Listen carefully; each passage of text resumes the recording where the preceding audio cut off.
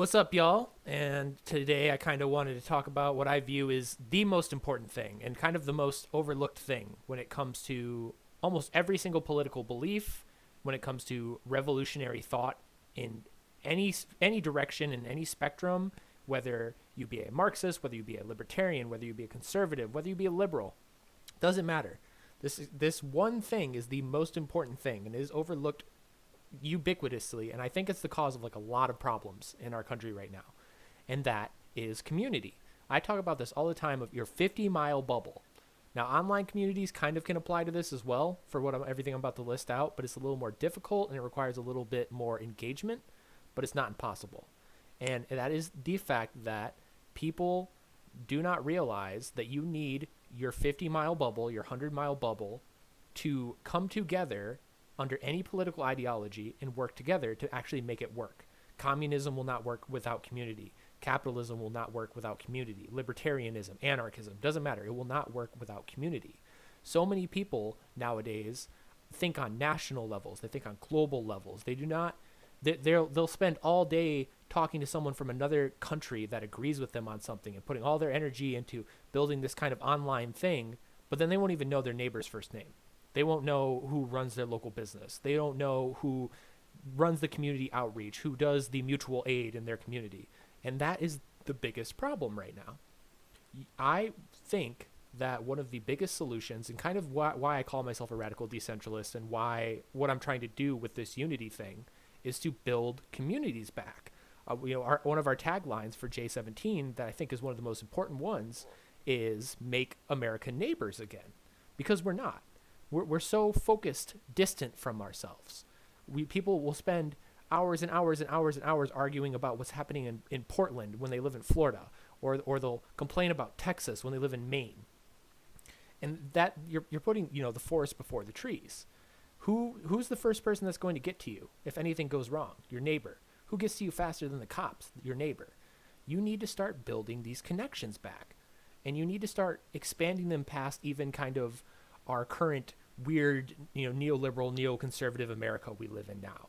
You need to start reaching out to people and practicing for community defense, for emergency situations, for outreach, for mutual aid, for building counter economics. Again, pick any of your ideologies. If you're a libertarian, you need to start building counter economic systems in your neighborhood. You need to start reaching out to people. You need to have your guy that this is the tough motherfucker. This is the dude that's going to protect us if anything goes sideways. This is our outreach lady. She works spectacularly well with getting people food, getting people resources, helping people. This is my builder guy. This is the guy I call when my shit breaks in my house. You need to start developing these organisms. And again, it can happen online. It requires a little bit more, but that's sort of what the Boogaloo is. We have tons of people that are kind of specialized within these systems. But again, that takes a little more energy, that people willing to travel, people willing to practice, to train, to organize together across these lines. The internet helps, but it's not everything. You need to start putting in local. You need to realize that these desperate situations, like what's going on, what happened in Texas, a lot of those people might not even have known that there was somebody living a couple blocks away from them that had supplies, that knew how to deal with a situation like this. Maybe they had information they didn't have, and they didn't know to reach out to them, because right now everything has kind of been taken out of our community. We expect the federal government to come save us. We expect the state government to come save us. We never look to our neighbors, and that's the problem, because that is the foundation of human society. Again, any system. Doesn't matter if you're a Marxist, doesn't matter if you're a fucking Nazi, doesn't matter anything. Every single detail is foundation upon the community.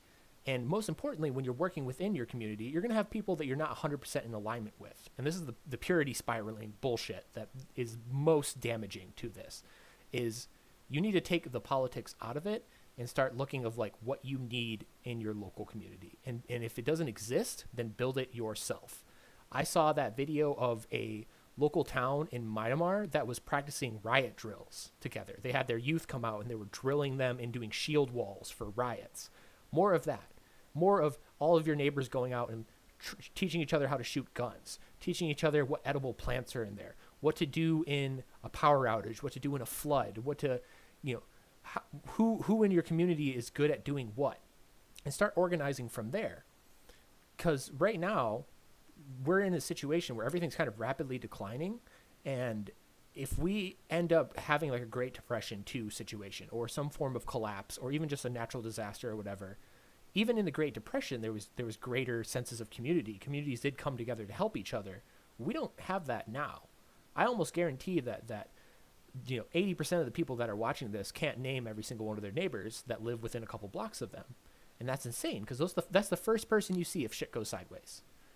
It doesn't even have to be like some extreme apocalypse, whatever. Just a 3-day power outage, a small natural disaster, a local flood, a sinkhole, any of these things. Who's the first people that are going to get to you? It's your neighbors. And you need to start getting to know your neighbors. You need to start building these interactions in these communities. And that's kind of like what we have on a smaller level going on in here in Michigan. Is we have people that we know that are good at protesting. So if there's any reason to protest, we hit them up.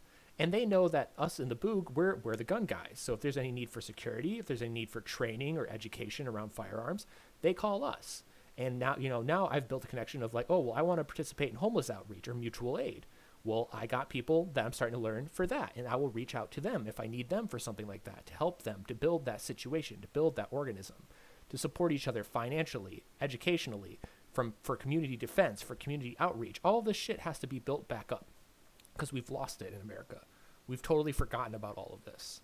And the more we push back towards that direction, not only will that take kind of the political partisanship down a notch and kind of humanize people again when you actually start talking to your fucking neighbor, even if they might disagree with you on stuff, that will fix that, but it'll also make us more resilient and more oppositional to the government.